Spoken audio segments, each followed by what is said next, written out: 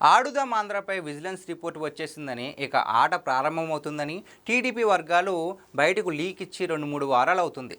కానీ ఇప్పటి వరకు ముందడుగు పడలేదు.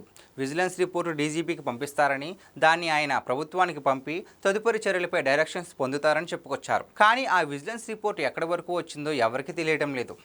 ఆడుదాం ఆంధ్ర పేరుతో అన్ని జిల్లాల్లో కలిపి మొత్తం 110 కోట్లకు పైగా ఖర్చు పెట్టారు. అందులో జరిగిన వింతలు విశేషాల గురించి చెప్పాల్సిన పనే లేదు. రోజా డ్యాన్సులు వేయడానికి ఆ ప్రోగ్రాం పెట్టినట్లుగా సాగిపోయింది. ఎక్కడికి వెళ్ళినా సరే డ్యాన్సులు అయితే కామన్. అదే సమయంలో ఆ ఆటలో పాల్గొన్నది కూడా వైసీపీ కార్యకర్తలే. క్రీడాభివృద్ధి కోసం వినియోగించాల్సిన నిధులను నాసిరకం క్రీడా సామాగ్రి కొని వైసీపీ కార్యకర్తలను విజేతలుగా ప్రకటించి డబ్బులన్నీ కాజేశారన్న ఆరోపణలు బలంగా వచ్చాయి.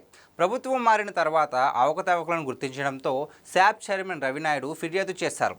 దీనిపై విజిలెన్స్ విచారణ పూర్తి చేసింది. జిల్లాల వారీగా పూర్తిగా విచారణ జరిపింది. ఎక్కడెక్కడ ఎంత నొక్కేశారు, ఎవరి జోబుల్లోకి ఎంత వెళ్ళాయి అన్నది కూడా తేల్చేశారు. మొత్తం రిపోర్టులో ఉంది. చర్యలు తీసుకోవాల్సింది మాత్రమే మిగిలి ఉంది. అయినా ముందుకు సాగడం లేదు. సరైన సమయం కోసం ఎదురు చూస్తున్నారో ఏమో కానీ ఎప్పుడో ఓసారి ఆట మొదలవడం ఖాయమని చెప్తున్నారు. అది ఎప్పుడన్నది మాత్రం తేలాల్సి ఉంది.